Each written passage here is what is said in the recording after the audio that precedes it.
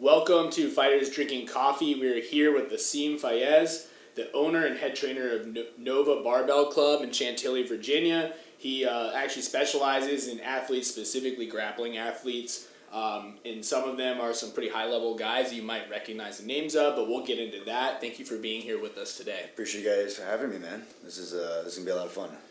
Yeah, man. I guess let's start with the story of NoVa Barbell. I think that's probably a good place to start off, and then we'll go from there.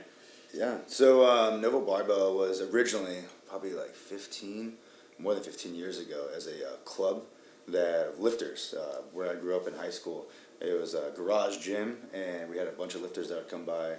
They'd come and lift, and the way you got your gym membership was you would just donate something, whether it was like a marker, a barbell, it didn't matter. You just had to give us something, so then you could train there full time. We lifted before school and after school.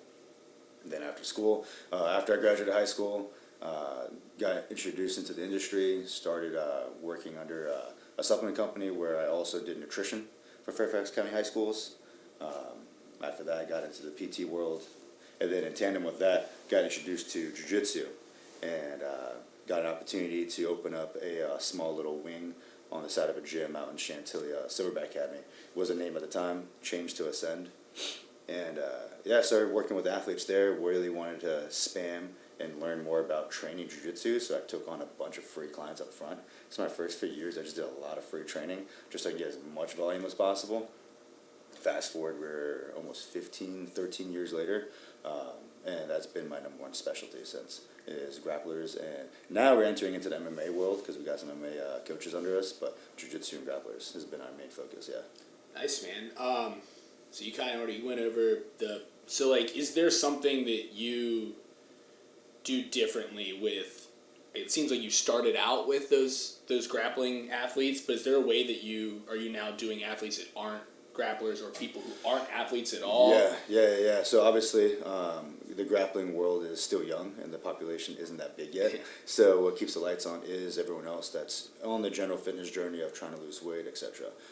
Other competitive background for me is I was also a competitive powerlifter. And then some of my other trainers were also really high-level competitive powerlifters as well, and they dualed it with jiu-jitsu. So we do have a competitive powerlifting team, and we're slowly building it up. It's still in the novice phases.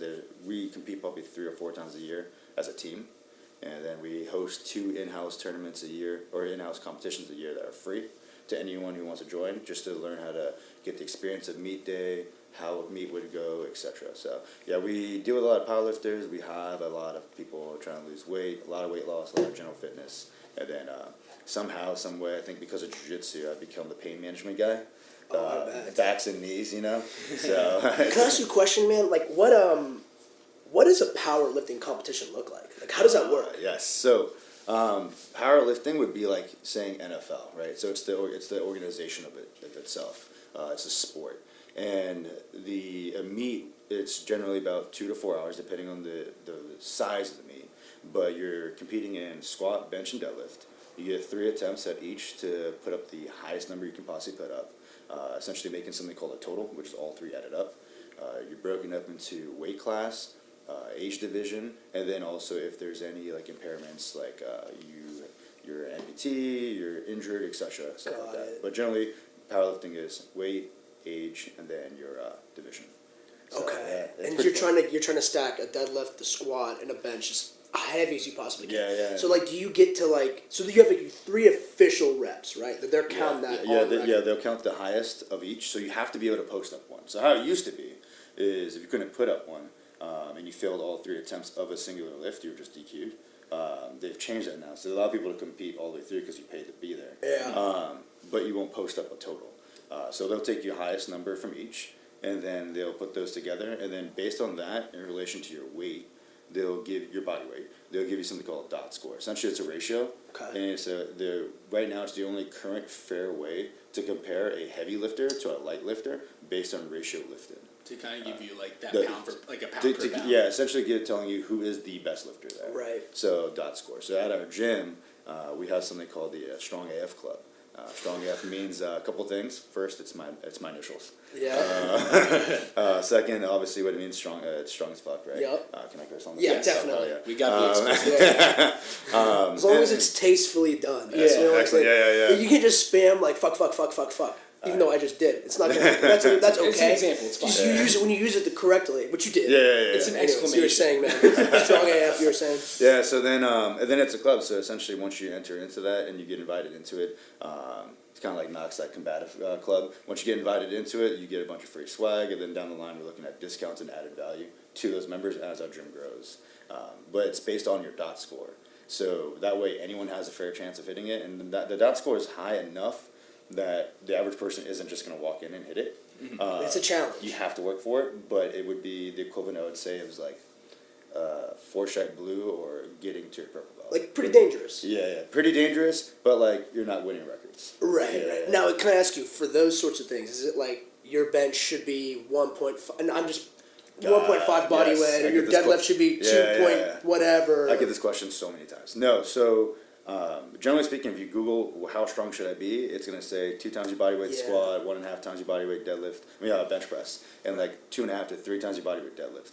The issue is at 150, that's a way different number than at 300. Right. So that's why I think the dot score is so important, because 3 times your body weight at 300 is way different than 3 times your body weight at 150. Mm-hmm. So I think the ratio should adjust per the individual size. Interesting. Because a lighter lifter is generally going to have a much higher deadlift, but not as high of a bench press. Whereas a heavier lifter is probably going to have a heavier bench press. We had like a top ranked. Our strength coach in high school was I think he was like 3rd in the country or something. He was top 10. Yeah. For raw, and he would have us. He had that on we had like the board and like the 700-pound club, which is kind of what they expected the smaller guys to do, and then they had the 1,000-pound club. Yeah. So like. Yeah, so we do something very similar. So in our gym, we have a board. At our old facility, we moved to this new spot last April. We had a whiteboard up, and then when we moved, we decided not to put it up. And after a lot of grumbles for like 6 months, we decided just to bring it back. So we have it up on the board. You just have to do the numbers in our gym for you to go up there. And I think probably like 60% of that board is grapplers. Because they're a highly competitive group, and they love number chasing when they can. I'm gonna go for it, dude. Oh, for sure. Scott's going for it tomorrow. Yeah. So then in there we have like the 650 club for women and the 1,000-pound club for men. And if you hit those numbers, you get a certificate, handwritten, stamped and sealed, a big plaque, and a photo. So that's pretty cool. We try to like really memorialize it, because the issue in the strength world and lifting world that jiu-jitsu has going for it that we don't is you guys have immediate ways to show someone they're progressing. It's a piece of tape. It's cheap as hell. But that one little piece of tape means a lot to somebody, right? And those accolades can be recognized by those stripes and then the color of the fabric of the belt, right? In lifting, it's really just numbers on the board.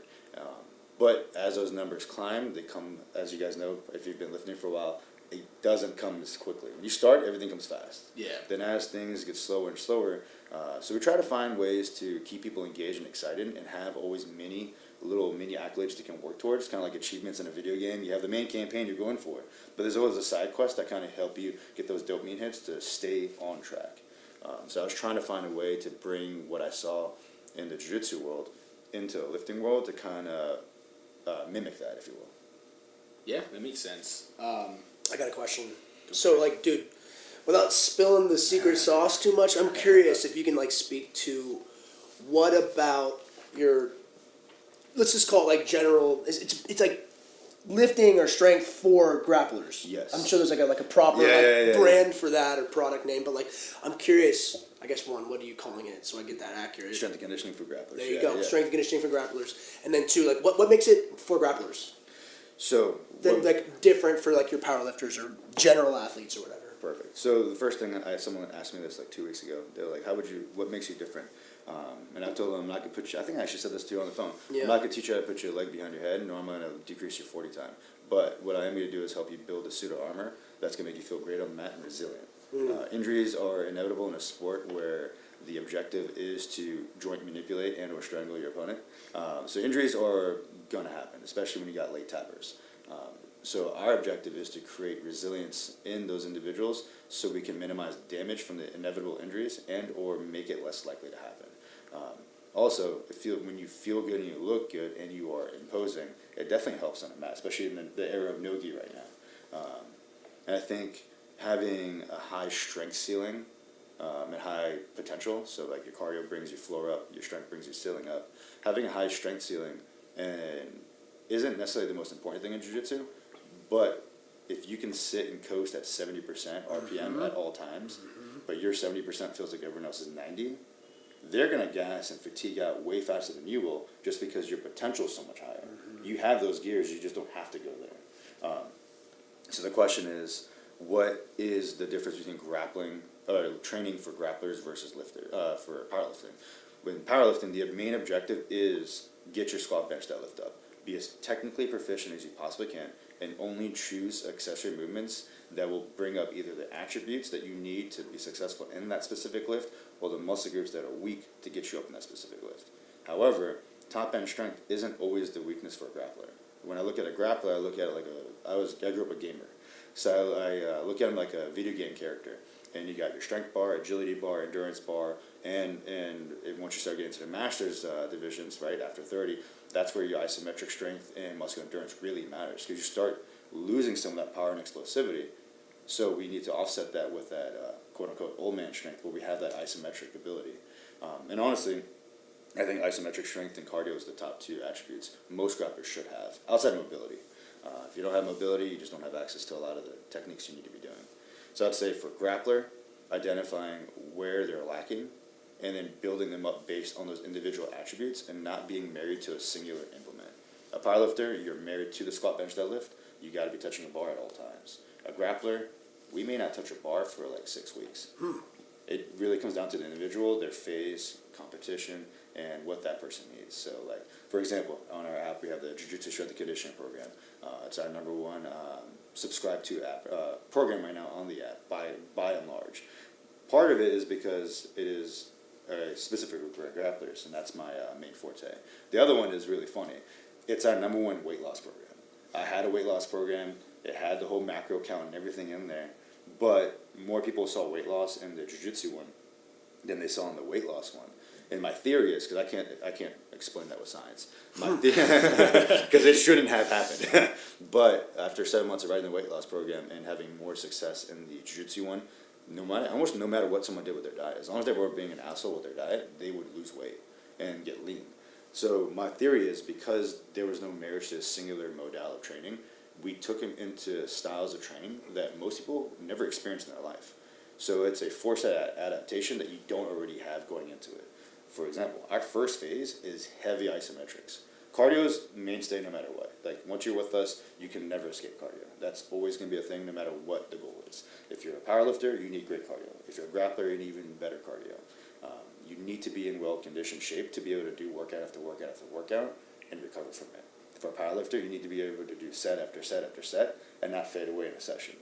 So I'd say that heavy focus on the isometric, heavy focus in tempo work, heavy focus in positional positions and being strong in end ranges is what makes the grappling training different than the powerlifting training. Just because we're both masters competitors, are there like a couple like top exercises just to give people some like a little sample there for on the isometric side? Are there a couple like top exercises that you really focus on for grapplers outside of like, you know, like if these were the ones like I need to do these, say like 3 things, like these are the 3 things. The holy grail. Yeah. Of isometric training. Isometric training? That you like, you know, that maybe is like, all right, these are my top If they 3. don't have, like, if someone's like limited on time maybe, and they're like, yo, like, I can't work with a full-time coach, they don't have that, but they can get into the gym, what do you have to do every week? I'll break into a couple categories,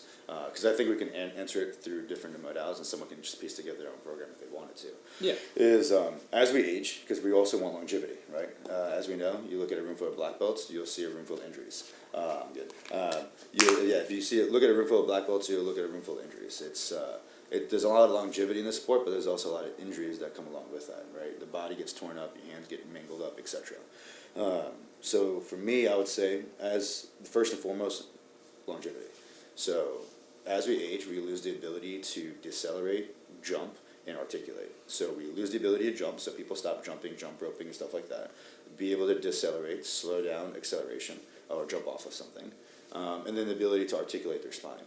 And for grapplers, I think being able to articulate your spine safely, like move it in all directions, is extremely important. Because then otherwise, you're always stuck.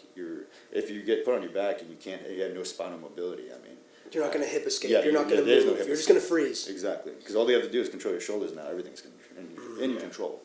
So I'd say first, you should always do something to articulate your spine, to jump, and to decelerate, whether it's like depth jumps or slow down off a sprint, something like that. Just to future-proof yourself and to strengthen your structure. From a strength standpoint, I don't think bench press is necessarily the best thing for a grappler. I think overhead press or dips, just because the range of motion is greater. In grappling, you need to be strong in really weird end ranges. So I would say overhead press or dips. Obviously the squat, because it's the biggest bang for your buck. And I would argue deadlift or clean. Most people, I would say deadlift. My preference is clean. But the clean has a high ceiling of skill prerequisites. You need to be skillful and you need to have the mobility. The majority of the population, once they get into the Masters division, are tight because they sit all day, probably have day jobs, kids, etc. It's not realistic for them to do the clean, although I think it is the better of the two for a grappler. What are your thoughts on like power cleans versus full cleans? Power cleans versus full cleans. I think power cleans are safer because you're not catching in the bottom position for your knee. Right. It's my favorite exercise of all time. So I'm a little biased. I was gonna say I've been doing I've almost exclusively power cleans for like my entire life. And that's why I'm like, oh fuck, coach, don't get mad at me. Like I literally have. We used to get yelled at for the power cleans by Really? the Oh, CrossFitters. fuck 'em, The man. CrossFitters didn't like us doing power cleans. We used to do a lot of we cleans. we promote dropping the plates and throwing the chalk. Just don't look like Triple H and make a mess. Outside of that, we'll clean up for you guys. I don't have to vacuum up. But we Be love tasteful with your. I mean, it is use a of barbell chalk. gym. It's in our Yeah, image, dude. Well, so, like you know, it's funny, man. Like when I run out of chalk, I can't lift as heavy, man. I just my palms get sweaty, dude. Mostly on deadlift. Yeah, Right? It's yeah, like I feel like I still got some juice left, and like my fucking hands are getting shredded. So like, you gotta have the chalk, man. Yeah, you gotta have the chalk, and then also I don't there's use ways- the wraps, so I don't. No, I ban. No, I like that. I like Get that. them out of here. I definitely ban gloves. Like unless you make a good argument, there's no gloves in our gym. And then straps and wraps, the ones that attach you to the bar, not the ones that wrap around your wrist. The ones that attach you to the bar, we have them in situations where people have lack mobility for front squats, just to have like an extra tether to hold on to. If you have a hand injury, that's a good one. Like you actually need support. You actually versus need it? like, oh, I wanna. Because if you can't hold on to it, then you shouldn't have picked it up. That As makes I sense. miss That makes a ton of sense. Yeah, it's our model is if you can't pick it up nicely, then don't put it down.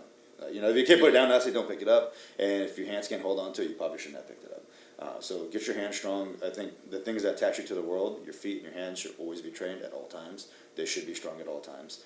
When you walk in tomorrow, you'll see I have a whole wall, a whole rack, and it's just grip tools.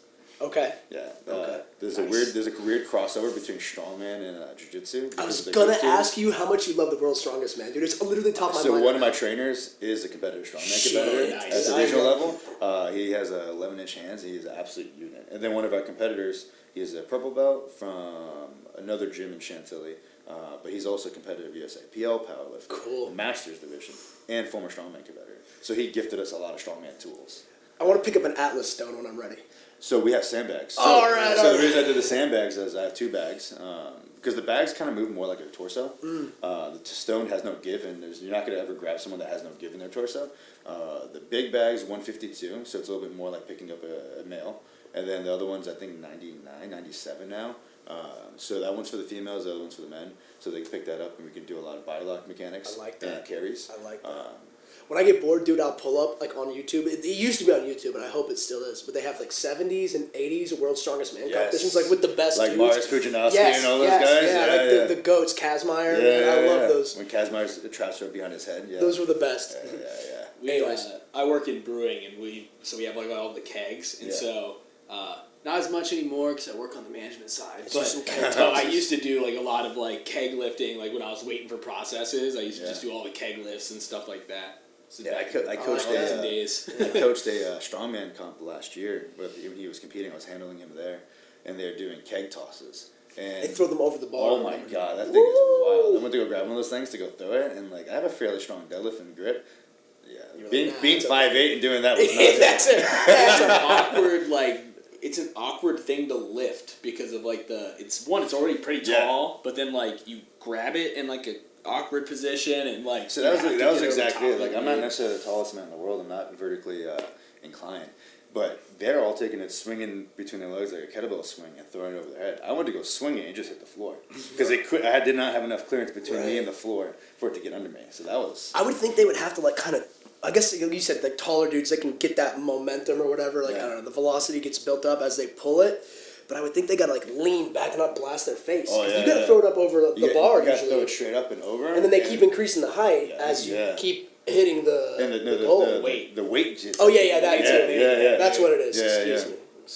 Yeah, it is absolutely wild. I mean, definitely pays to be taller and bigger in that sport for sure. Mass moves mass, and that day proved that to me for sure. Yeah. Well, so like when you and I got on the phone a couple of days ago, what like sold me on the program because you were speaking my language right away. It's definitely like armoring up. Yes. Which I've been saying that kind of casually. So to hear like you like an actual like expert on this, I'm like fuck yeah, dude. Yeah. It feels like you're armoring up and you get a good program. First time I ever heard someone use armor in jiu-jitsu, because I can't even like say that's my tagline, because I heard that for the first time probably 12, 13 years ago. It was Brilla Estima and a few of the black belts were in a chat and they were talking, and he was telling everybody, you need to build tension in your body almost like it's armor to protect yourself. And I was like, that's exactly it. Mm-hmm. But this is like right early on, and I heard him say that, and I was like, they were onto something, but the connection between that strength training and jiu-jitsu still wasn't there, because there was always that pushback of technique over strength, and it's like, until you find someone who's just slightly worse than you, but is way stronger than you. And more Dude, I think strength is a technique. Absolutely. I It's think an it's a attribute. technique. It's a viable attribute. Yeah, like you said, it's like a video game. Like you have to have it. It gives you access, like mobility, right? If you lack mobility, especially dexterity in your legs, like there's just a lot of things you can't do in jiu-jitsu. Mm-hmm. And then if you lack strength, you lack the horsepower. You're gonna fade out a lot faster. There's a lot of, they're all energy bars, right? In the character, and depending on what kind of fighting character Build you a want. character. Yeah, right. Like you're playing Dead or Alive or whatever. Like depending on what kind of character you're trying to show up with, you got to build the character to the style that you're trying to build. So like example, if you're like a top heavy wrestler, and you do a lot of top pressure, a lot of stuff from front headlocks, you're probably not gonna do a lot of shoulder pressing with me. Not a lot. You'll bench, but not a lot. Just because we don't want to jam up your neck and have you wake up with a stinger. Right? Mm-hmm. If you're a huge leg locker, we're probably just gonna squat and not barrage your legs with a bunch of other things, and work more on positional stability, just so your knees have a day to rest. You know. So it's also, you got to take into account the meta of that athlete. You know. Yeah. That makes Yeah, sense. like they're going to be doing this, and then they're going to have 5 to 8 or more mat sessions too. Exactly. I'm not gonna have like The wear a and 42. tear is adding up. 100%. I'm not gonna have a bottom half 42-year-old Masters division grappler who's probably isometrically strong with no explosivity, trained the same way as a 25-year-old wrestler at Attack. Yeah, yeah, That's just not gonna happen. yeah. What's interesting too, like what again, like I found appealing about when we were talking too, was like a couple of years ago I decided to stop cutting down to, like I weighed 169 last night when I went to bed and I was full. I've been, maybe the diet hasn't been the cleanest, but it's okay. But I've been lifting a little bit more too. I'm not like getting fat or anything, but it's definitely like I've got more padding on than usual. So I like look back, like I used to do 148. I used to do lightweight. Is that like, no, that's featherweight. I used to do featherweight in the IBJJF. And like a couple of years ago I just noticed it was just making me too brittle, man. Like my cardio would go up as I would, like, I guess because like I wouldn't be able to rely on strength as much, like I had to have more cardio.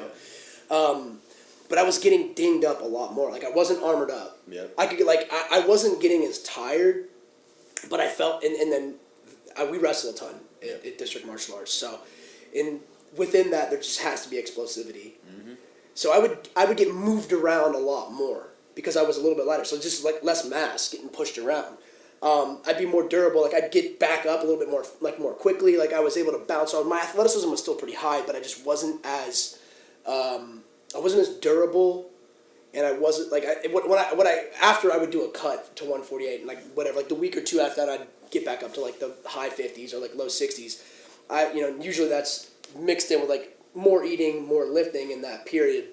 I'd get on the mat and then like someone would be shooting it in on me and I just wouldn't even move. Mm-hmm. Like they'd hit my hips and I'd be like, all right, nice. Just more sturdy. I don't feel as, it's initially like that adaptation of coming off of less lifting, cutting on the calories, going a little bit lighter. All right, like I gotta come back. So I'm a little like stiff, like in this follow-up period because I'm lifting a bit more. Yeah. So I'm not moving as much. Like I'm a little bit like slower. I'm noticing that's usually because I'm just like sore, like legs are fried from squats or whatever.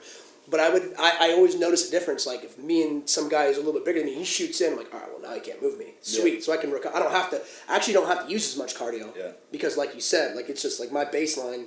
I'm Absolutely. heavier. So anyways, now that I've gone up a little bit, I guess there's going to be, well, this is really something we'll work on, but it's like maintaining the balance of all of that. I feel like I'm kind of getting to like an optimal Absolutely. range for myself. Absolutely. So like I don't want to go to 40 yet, but I can do 62.6 or lightweight. I can do that and try to check all the boxes. Like, that fits for where I'm at in my life. Absolutely. And one of the things we do when we're trying to select weight classes for an athlete, first we want to make sure they have experience. And clearly you have experience, so we already have data points of like what weight classes you did well at, what did you not.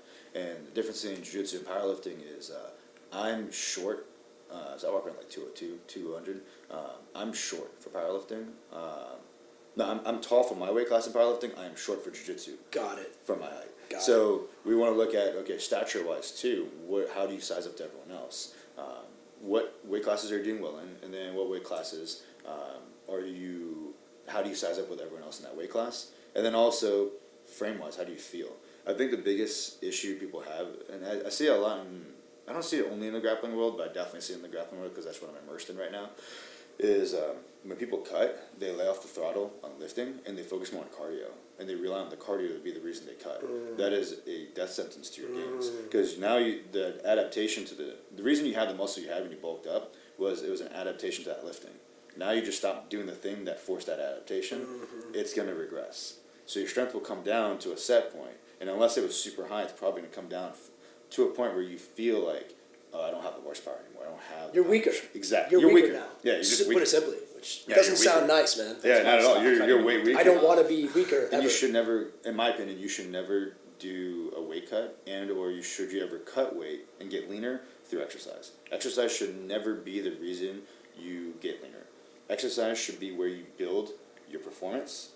Your nutrition should be where you build the composition. So you want to go up, it's diet. You want to come down, it's diet. Training should be the same all year round. And I think where people get into issues, and there's a lot of pushback early on when the strength world tried bringing people up and getting people to lift. And I think this is where the resistance is in jiu-jitsu with strength. Not after ADCC, but but I think where a lot of the resistance is people think the more you lift, the bigger you get, the slower you get. But I think the reason for that is they watched so many of their peers lift, eat a bunch, and stop doing the cardio, and bulked up quickly, and then they got slow because now they're running around with a weight vest, but they stopped doing their cardio. So for us, cardio is a mandatory thing. We'll move you up weight, but then we'll make you sit at a weight for a few weeks or months to let your body balance out. Because you'll notice you've moved up and down enough weight classes that you probably noticed when you bulked up, as soon as you let off the gas pedal on the food, you dropped weight because your body hasn't really reached homeostasis at that weight yet. But after a while of sitting in the 160s, you probably could go a day of eating like 50% of normal calories, and you probably still be here, right? Because this is your new set point. So to find these new set points where your body has time to adapt to it, your cardio has time to catch up to it, and you feel good just moving in your own skin, I think a slower process, kind of like a staircase, where we go up, sit for a little bit, go up, sit for a little bit. And then same thing in the reverse. We come down, sit for a little bit, come down, sit for a little bit. Is the correct way, and that way you kind of offset all that like sluggish feel when you get too big and the weak feel when you get too small. But most people just roll the ball up and down the hill and wonder why it's not staying. Yeah. You know. Yeah, it's. I'm actually working on that right now. I was trying to get back up to like 152 so I can wait there because I'm trying to go back to. You want to be heavy. You want to be able to just trim it down to the top. I used to compete at. I've competed at 125. I've competed at 135. And now I'm just trying to maintain and compete at like it's 148. Yeah.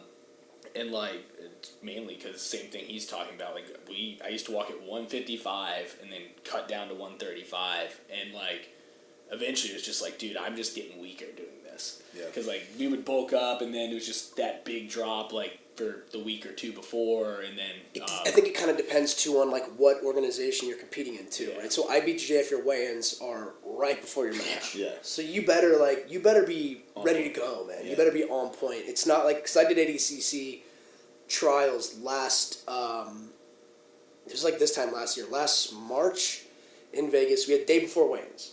That's always the best. So much I better. love that. So much better. Yeah. I actually felt pretty good. Now, could I have done the weight cut better?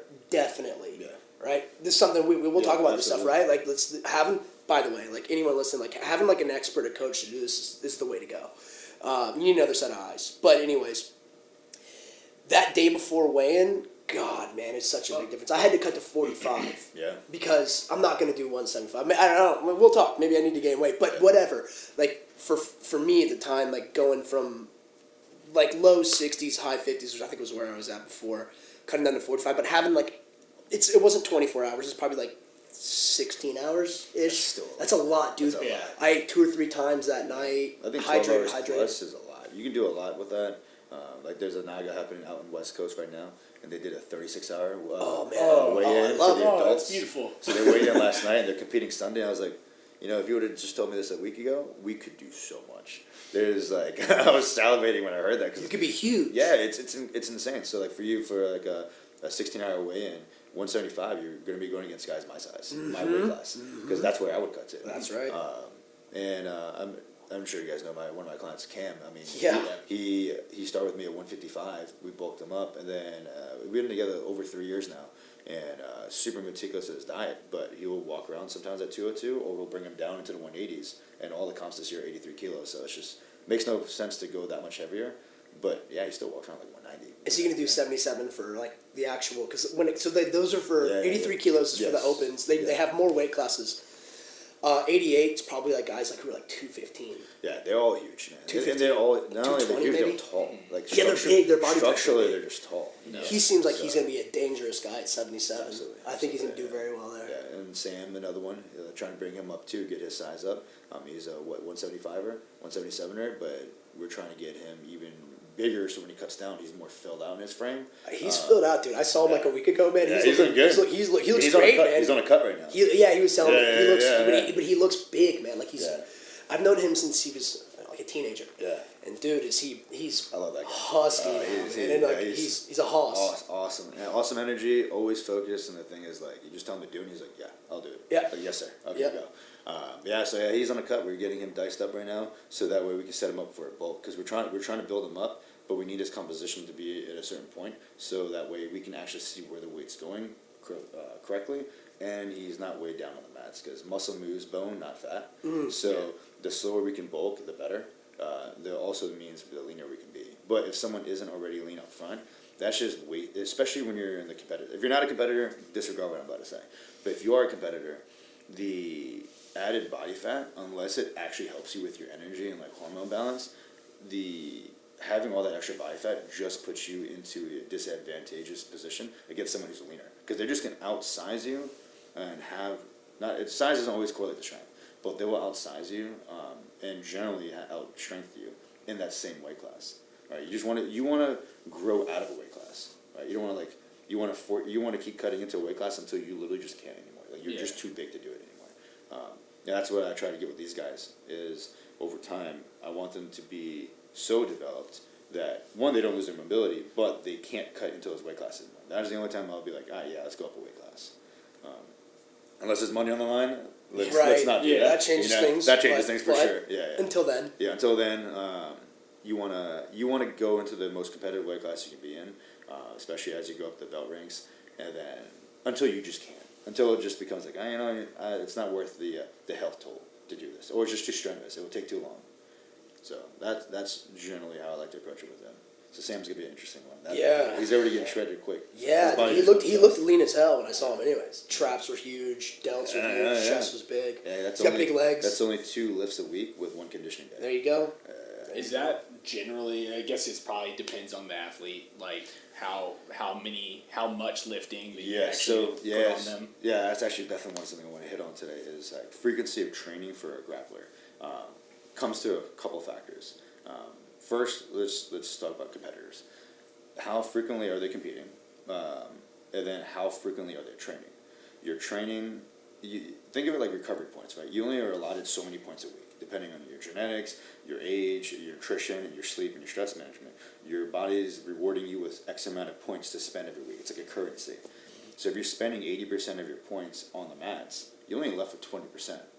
anything more than that, you're going into debt, which is then tapping into recovery. So we first need to look at what's your frequency of training, and then look at, okay, what days are the hardest days of training? Because usually the day right after that is not going to be a hard lifting day. We want to say, if you're doing a comp class Mondays and Wednesdays, we're probably not going to lift really hard Tuesdays and Thursdays. You're going to be too beat up. So we have to kind of play that dance with your schedule, with your academy.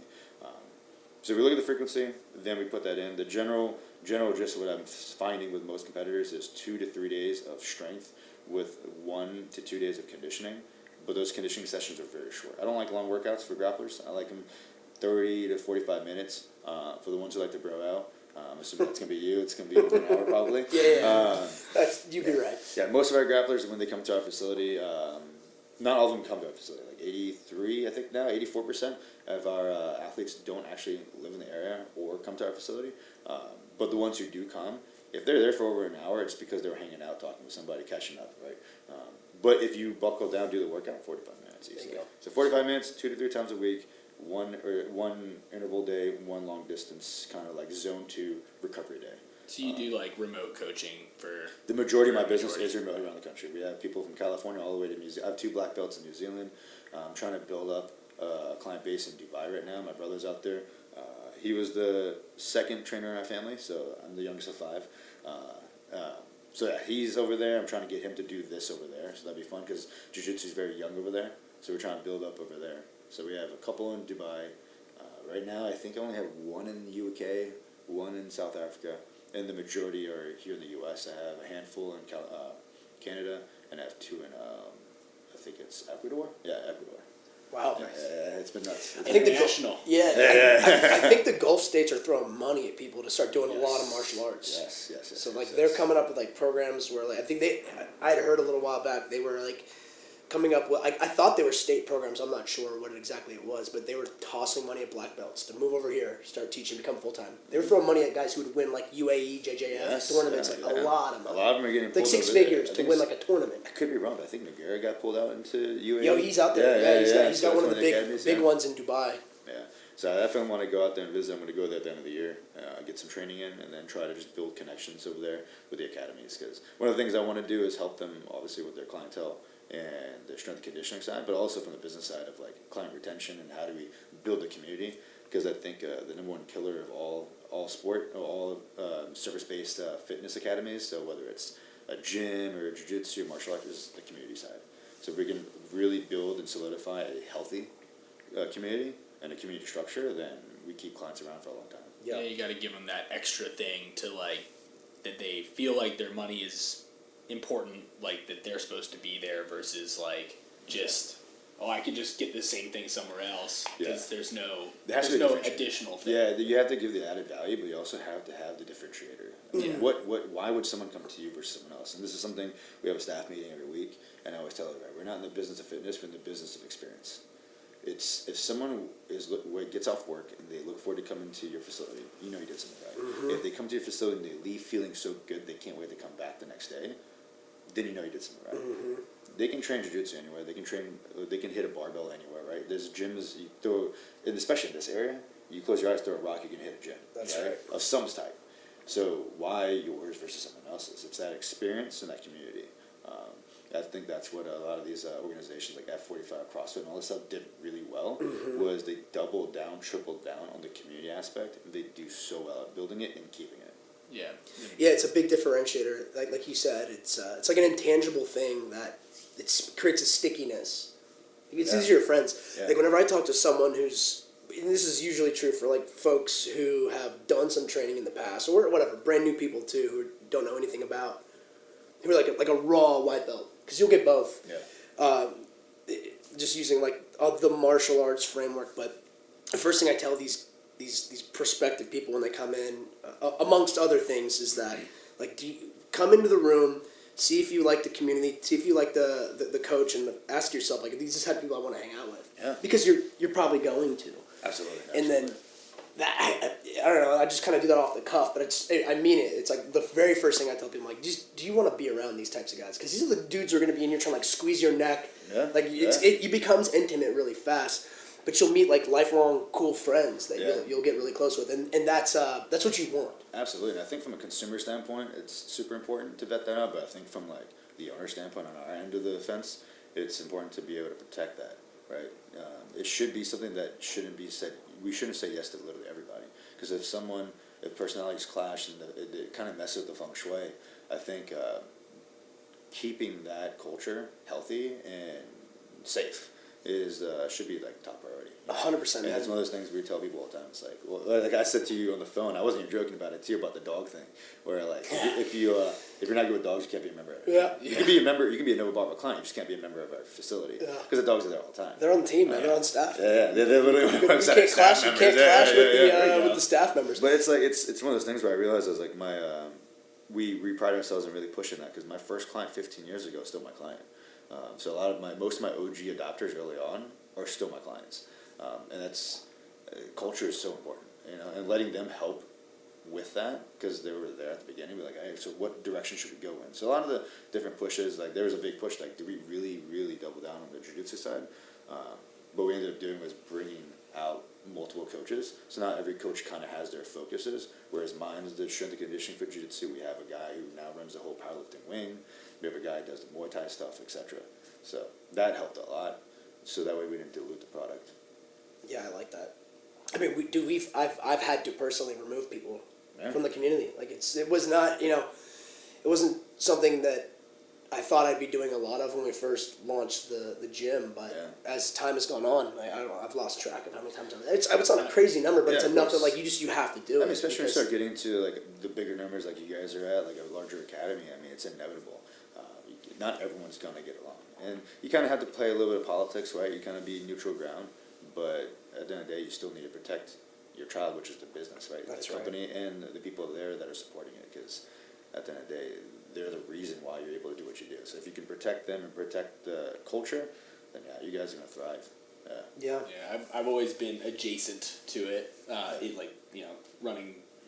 running Nova MMA there and like all of that, and like it's something that definitely catches people off guard. Yeah. Is that like you don't know it's something that's gonna happen until you have an issue, and then you're like, oh, like now I gotta figure out like who's the one to keep, who's the one like who needs to go, like where's the poison in the system, right? Absolutely. It gets easier. It gets easier because like you'll have when you curate a community and like you said, you have guys who've been with you for 15 years, and we'll have guys who've been with us for X number of years, and we know them, and we like you get a pretty good idea of that person and what they're like, and you'll know if they've been around in a positive way for a bit of time, that maybe their strengths and weaknesses, their personality traits, like maybe they can be a little testy or whatever, like that's. It is what it is. It's a combat sport. It's a combat sport. Yeah, like, everyone's a little bit like aggression's normal. Yeah, totally. But I'll put it this way: like I have friends, men, women, and kids. Like there's families, people who are trusting their family, people trust like their wives or whatever, husbands coming in here, and then if someone comes in and they're like a wild card on the mat, they're not training in a safe way, or like just to use that as an example. Or someone who's just like a toxic, just like me.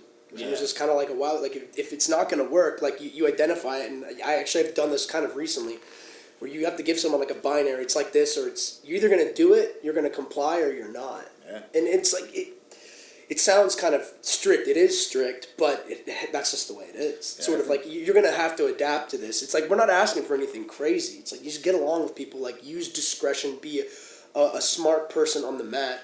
Like I've seen people with kind of semi like unhinged behavior, like risky behavior, like going for submissions or whatever, being a little bit too aggressive. Like we're all aggressive. Like we want aggressive, but like there's like a way to do that. And if they're not gonna like, hey, here's your chance. You adjust it now, and if it's not gonna happen, like, dude, we'll cut you out. I was definitely that guy when I first started. You got molded by the community. Yeah, Like, so I got molded, and definitely the head instructor there, the guy who pretty much I trained under my whole time.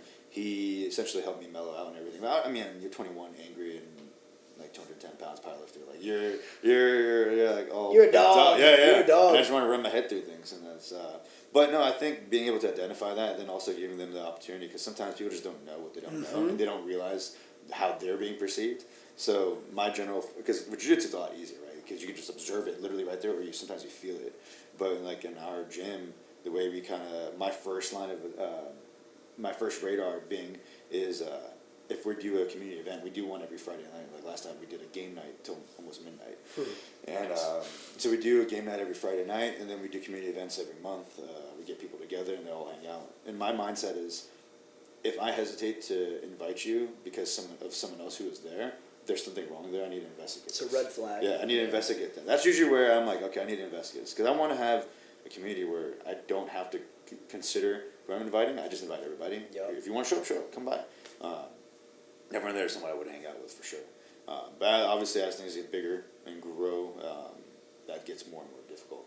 But yeah, no, I think it's important to protect that. But on the inverse of that too, this is one thing that Knock helped us out a lot. On the flip side, still on the topic of community, is we were trying to figure out like retention, right? And that's actually, I think, how you and I even in the first place even chatted, was for that retention in the chat, which is how do we build and bridge a community for people that are global, right? Because like what I noticed was the further someone's distance was to our zip code, so the further the zip code out there was, the less likely, the shorter their duration was with us. Makes sense. So the ones that were the furthest away, like New Zealand or California, etc. And I was trying to figure out why, because the program is the same, interaction is the same. It was the lack of them being able to join our community stuff. So that's when the whole Discord and all the communal stuff and internet stuff started happening. And our numbers, our retention rate doubled. It got way better immediately within a month, just because we started making them feel like they're still part of the gym, although they weren't at our gym.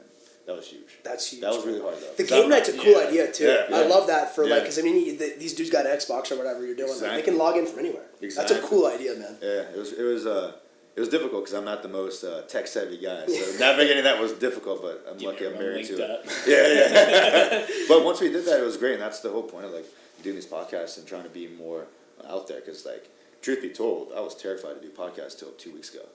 I got invited to do a couple earlier this year, and I said no. This is just, I have a voice dysmorphia. I don't know We all myself. have that. We Yeah. all have that. Yeah. I hate my voice too. Yeah, absolutely. Yeah, And, like, It's just a normal thing. yeah, and it's like, and like where I grew up, we had a little bit of a slang. So like trying to get rid of all that, it was interesting. So when you're like, yeah, we're gonna do this podcast, I'm like, hell yeah, dude. And then I woke up this morning, I was like, Oh fuck! I gotta do a fuck, podcast. podcast. I'm doing a podcast. Try and talk in Dude, the I did. yeah. I did an impromptu podcast yesterday. It was just short. It was like 20 minutes, and I was kind of nervous. I was like, oh fuck, I'm doing. Yeah. I'm like, what? I'm doing another one tomorrow. Like, Yeah, I'm doing like yeah. I literally and it's do a like it's podcast. 3 or 4 times longer, but whatever. Yeah, this is the first one I did that's not in our facility, because normally they'll come set up in our gym and then they interview us and stuff like that, and that's pretty cool. We're on home base. So doing this, I was like, oh damn. But no, this has been a lot of fun. I think it'd be a good way to also get the exposure out and just get more knowledge out there, because my purpose of being on this is for just getting more info out to the community, so they just have more info, because growing the jiu-jitsu community is mutually beneficial for all of us in the DMV area, especially because the more grapplers we have here, the more competitors we have, the more client potential we have, etc. But also keeping them healthy so they stay on the mats is even more, if not more important, right? It's we don't want it to be a wheel that's constantly turning itself. That's one right. in, one out, right? That's right. So we want to make sure people stay on the mats, and one of the main ways is make sure they don't get injured, because if you get injured, you're going to get discouraged. And the more injuries you get, the more discouraged you get. Especially the main people that are going to be keeping the lights on are going to be between like the 30 and 55 range. That's right. Like adults with real With jobs, money. but real responsibilities, right? And after a couple of injuries, they're going to start asking themselves, is this really worth it? I got a family, I got a wife and kids I got to go home to, etc. Is this actually sustainable? Maybe I should just go to a gym and work out. So if we can keep them on the mats, keep them healthy, that conversation really doesn't pop up as much. I saw someone posted, just as like a sidebar comment, one thing that's kind of cool about like some of the networking groups we're in, but like there's starting to be a lot more resources for the business of jiu-jitsu, which is really good. Anyways, I saw this post, I think it's like related to that, which was that the number one issue that a lot of folks have on retention in this space is dudes getting injured, new people getting injured, and then exactly what you described. Yeah. I talked to a guy at our gym, he's a dad, great guy, and he's had his kid in the program for a couple of years now. His son's doing competitions, he's having a really good time, kid's doing a good job, and then he signed up, started doing jiu-jitsu. He's hooked now, which is awesome. He loves it. Like, I think it was good. But he got banged up early on. He's probably in his 40s, like young enough, like young, active, like healthy guy, but also like in that age range where he's like got to ask himself these questions like, dude, I got a wife and a kid. Like, do I need to be getting leg or shoulder injuries? You're not deep enough into it yet either. Yeah, you know, feel like you have to keep going. You know, and that's stuck. But, you know, he reached. This was like maybe in the last like 6 or 8 months. Like he reached out, hey guys, I got banged up in the shoulder. Can I freeze my account? No big deal. That's why we have it. Yeah, sure, we'll freeze it. I ran into him the other day and had this conversation. And like it was a really positive conversation. I was like, I can't wait to get back. It's like I feel like I'm pretty healthy again. I just got to think about like what do I need to do when I get back on the mat? How do I like just be smart? And for what it's worth, what I will. This is why everything we're talking about it's so important. It's so relevant. But when someone who has never done a combat sport, even if you're, maybe put aside like football, which is basically a combat sport. It's like a team combat sport. It is, but it isn't, right? But you're getting blasted. Like your body's gonna get hit. Absolutely. That's impact. Yep. There's a ton of sports out there that don't involve your body taking collisions on a daily basis. As a major design of the sport. That's right. It's the purpose of the sport is to deliver impact and to minimize the impact that you receive, or at least deal with it in a tactical way. But like any person who shows up, it's kind of like inevitable. You're gonna run into like what I always tell guys is like try to keep those injuries at like a 5 out of 10 or lower, right? And I'll put it this way: there's like a silver lining to it. Like I think for me, early on when I got injured a few times when I was like white, blue belt or whatever, and I did, and I've been injured all the way through black belt. Like again, small things. I've done a good job of keeping them pretty low on the spectrum. Never had anything catastrophic. Knock on everything in front of me, but like. Dealing with those injuries, like kind of like adapting to it and asking yourself like, all right, what did I do wrong? What was it? Like just analyzing why it happened, making some corrections, and then like when you're on the mat, like you probably need to train smarter. Absolutely. You probably need to train differently. But the exercise of doing that and then like getting back on the mat, not letting an injury stop you from continuing training is big. So can you come in here and like, hey, maybe my wrist is kind of banged up, but I'm competing in 2 months. Like I don't want to take the day off, but all right, my left arm's a little fucked up. I'm going to use my right arm. It's opportunity. That's right. There's a way you can explore different ways to do jiu-jitsu. Well, and like the community we talked about too, it's like you have good people. Like, the guys we train with in the morning at 8 a.m. on Saturdays, they're all experienced. They're all pretty trustworthy. We had a new guy in the mat today who we didn't know. He was vetted by one of the dudes who came in here. So it's like, it's not a complete cold prospect, but still. He was the only one that wasn't banged up on the mat too. Well, and he was a great training partner. But like you're kind of like you're like look we're stepping into the room. Everyone on that mat has been training for a long time. Most of them are in their 30s, so it's like no one's without a thing that's kind of on their mind. So but everyone's a dog. Everyone's nasty. Like they're strong. So you're gonna get a good push. But like we can do what I described, where it's like, hey, I can look you in the eye and say, man, all right, knee's a little banged up. So let's keep an eye on that. But let's fucking get after it. I'm just not gonna use it very much. Yeah. I can do that with them, still get a good push, walk out sweaty, tired, and maybe it's not the best recovery, big picture, but like this is a life sentence for me. Like I'm not going to stop training. So can I get to where I can work, but if there's X, Y, or Z thing, I can just minimize and allow that to continue to recover, but the rest of my body works. Yeah. That's what I'm trying to do. Put aside things like staph infections, but like putting that aside, like that's just whatever. Let's put those behind us. We'll just put it to the side. But like, can you get on the mat? Can you spend time working and overcome an injury while still being active? So kind of it plugs all these things. Like you learn to do that when you get a couple small things. It's if you're gonna commit to like pushing yourself in this world for a while, for years. I mean that's what we want at the end of the day. Can't make someone do that, but like everyone's doing that in some capacity, like commensurate with what they want to do. Like this guy is in his 40s, like he might want to do 1 or 2 jiu-jitsu tournaments just to say he did it. But is he going to go compete in ADCC? Probably not. I wouldn't tell him no, but you guys get what I'm saying. He'll have his ambition, and to him, he is doing that. Like that is his journey. So he's like, all right, like I want to get back on the mat. Maybe I'm not going to be a world champion, but like I'm going to push myself. I'm going to do this. I'm going to be a good example for my kid, my wife, or whatever. I'm going to improve myself. How can I continue to do this and overcome these little things? Because I love this shit. I don't want to quit. Yeah. So that's like what we want, and you want that to be a healthy thing. I think too with that is like for you've been doing it so long that you've been able to figure out that through the injuries there's opportunity for exploring new jiu-jitsu and new styles because okay, I lost one tire, let me not slash the other 3, let me find a way to still drive this car. Mm-hmm. And you learn it kind of forces you to explore different modalities of training. Like early on I was 100% never a guard puller. right? I still don't like it, but injuries made me have to at some point. Yeah. And I think the issue with especially the newer and the people that we're trying to keep around the white belts, once I think you start getting some colors and stripes on your belt, that changes things. And once you're in, you're in. But you expect the early white belts, especially because the benefit of jiu-jitsu and the negative of jiu-jitsu is it's so accessible. It's the reason it's so good. It's so accessible to everybody. But the reason it's so dangerous is so accessible to everybody. Yeah. There literally is no barrier to entry. You just show up and everyone starts as a white belt.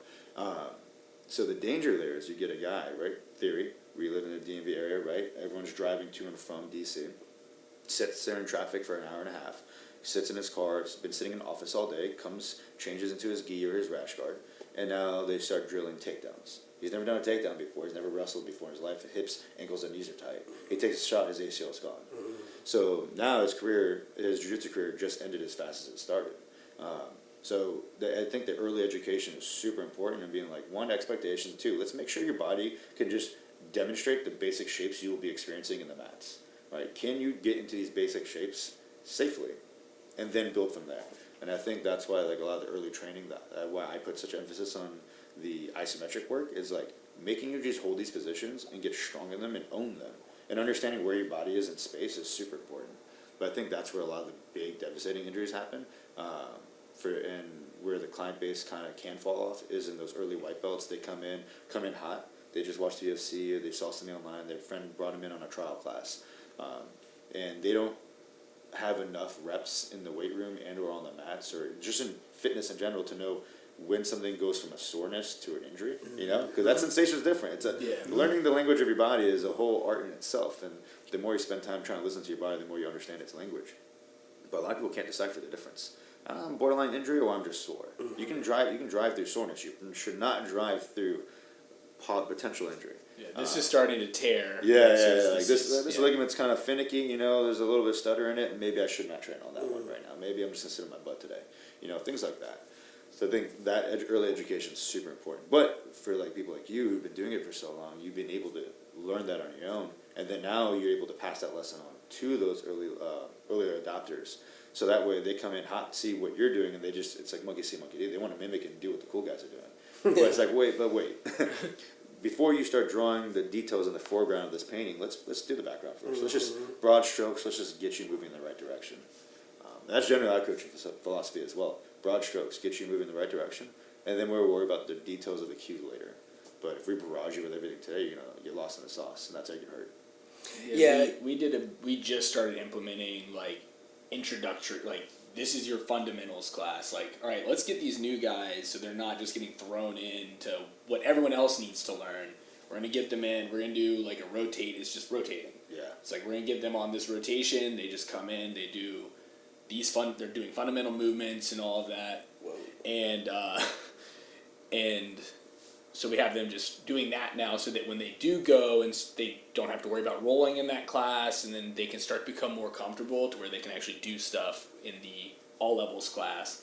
And especially like our morning classes, most of our competitors.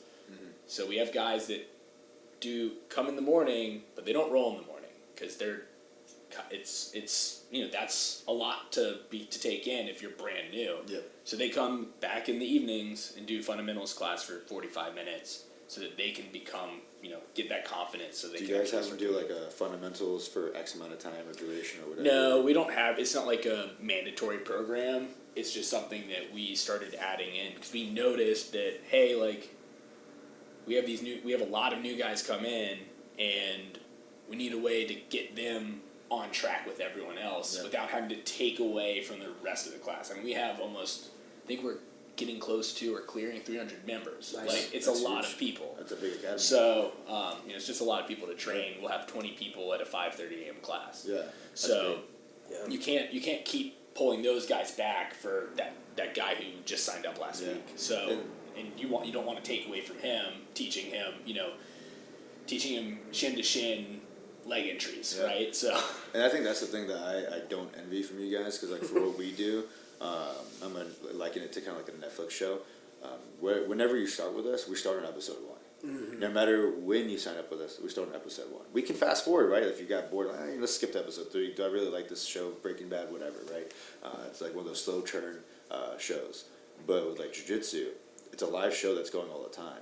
So how do you get people caught up on the previous seasons to then be up to par with everyone? And that's the part I don't envy. I like watching it because I work with so many academies around the country. It's interesting for me, but I'm so happy I don't have to do it. Yeah, it's tricky, man. Like you watch, I know we've talked about I think we've talked about Nakon on every episode we've done this. We bring him up this season, we but bring anyways, him up every but so he's Shout out to his gold medal. for real. Shout out, no, seriously, hey man, shout out to that. Good, he's got a great strength coach, but he's also got a very well developed program. He's been doing this for over a decade. I want to say like maybe almost 15 years, even for a while. And he's clearly thought a ton about how he's structured his program. It's a combination of both the business perspective, but the business perspective is like aligned with someone like having a really well curated like martial arts path too. So it does both things. But what I see like the better academies doing is they have that program built out. Like it's for all intents and purposes like beginner, intermediate, and then advanced. Mm-hmm. There's more or maybe different terminology used for that, but it's something like that. The tricky part is inevitably there's going to be the leap. Like when someone goes out of beginner and go into an intermediate, like there's always going to be that little kind of like you are leaping a little bit, and that's the seam of how to do that is the tricky part. Yeah.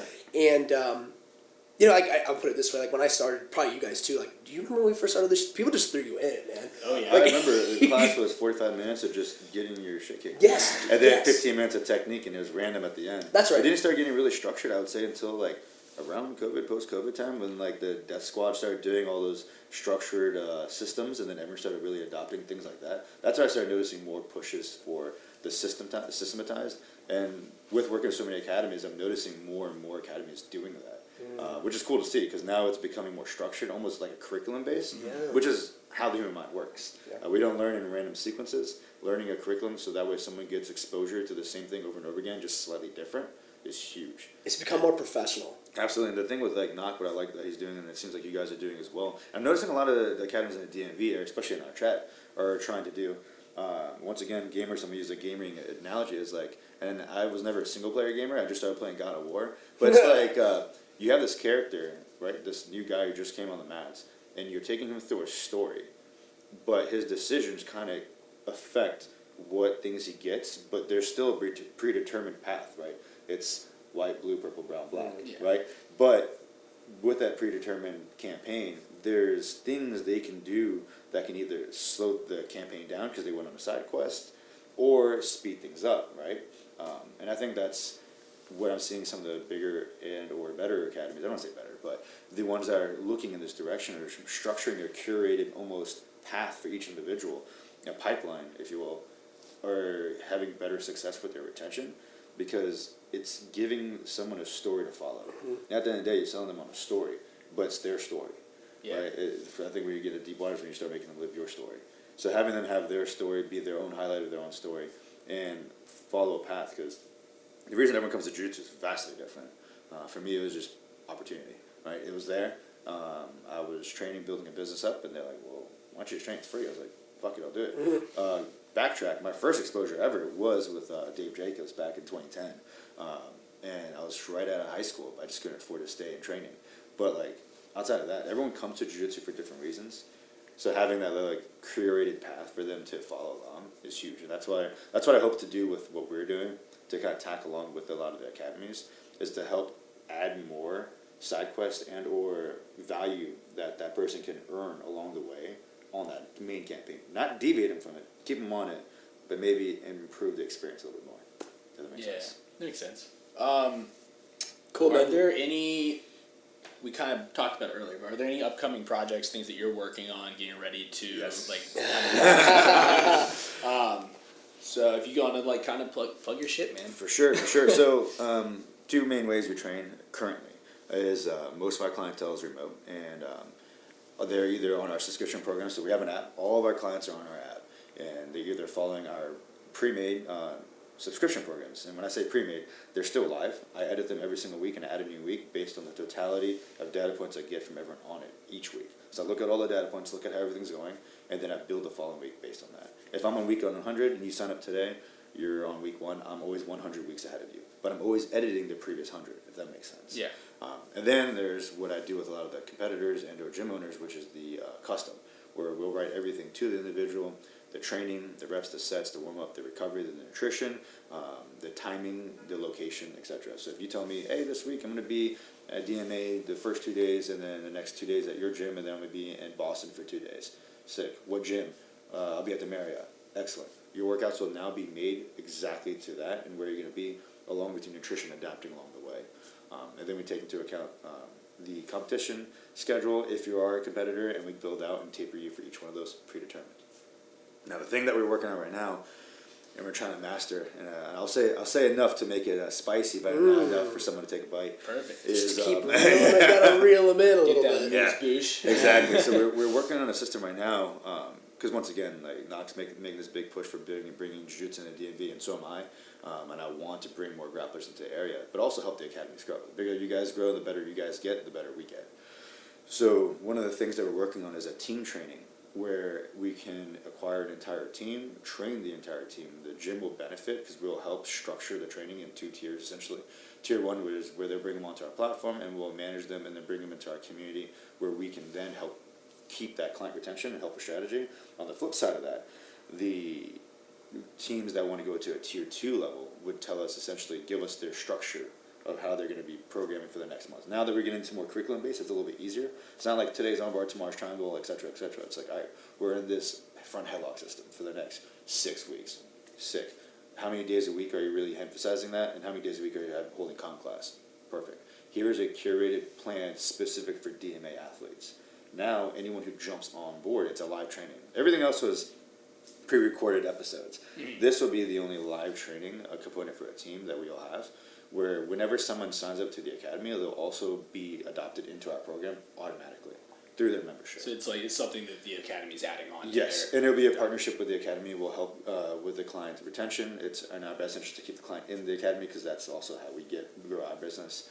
But their training will grow with the academy. So as the academy changes phases, the training will change to complement that. So that way, everyone who signs up to the academy will then get their own app, their own everything. They'll be able to talk with us and the staff, as you see how responsive we've been the last couple of days. They'll be able to reach out to us, talk with us, be in our community, our Discords, etc. And then we'll help with that retention and building the program. And then we work really closely with the academy owner or whoever's the one who's writing the program to really develop a system that flows well and doesn't step on the toes of the training of that academy specifically. Because no 2 academies are in the same phase at the same time. So we wanted to create something that was unique to each individual academy. So we start that here in the DMV area, and then branch out once we master it here with our early adopters. Hell That's yeah. awesome. Yeah. How do people find you? How do they get in touch with you? How do they give you money to Your credit train? card. Yes. So you can hit me up on Instagram, Asim, ASIM, Alpha, Sam, I, M as in Mary, _ NVBC, so Asim _ NVBC. And then you can also hit us up on our gym page, NoVa.Barbell.Club. And then YouTube as well, NoVa Barbell Club. That's another one that we have. And then TikTok is Strong AF. We put up instructionals, technique videos, and we try to give as much free value. So Asim _ NVBC Instagram, NoVa.Barbell.Club Instagram, NoVa Barbell Club YouTube, and Strong AF on TikTok. Awesome. That's the show, guys. Thanks for listening to Fires Drinking Coffee. Thank you again to Asim for coming out and being on the show with us. Hope you guys enjoyed it, and hopefully we have some surprises for you guys in the future with some things that we're working on here at the podcast. So, like, subscribe, and follow. Any calls to action aside from that we need? We're on YouTube. We're on YouTube. Whatever episode or whatever you like to listen on, go ahead and hit the follow button. That helps us out a lot. Those reviews help as well. Rate it 5 stars. Even if you don't like it, that's fine. Just rate it 5 stars. Tell us what your problem is with us in that review. That's fine. But hit that 5 stars. Follow. Thanks, guys. Awesome.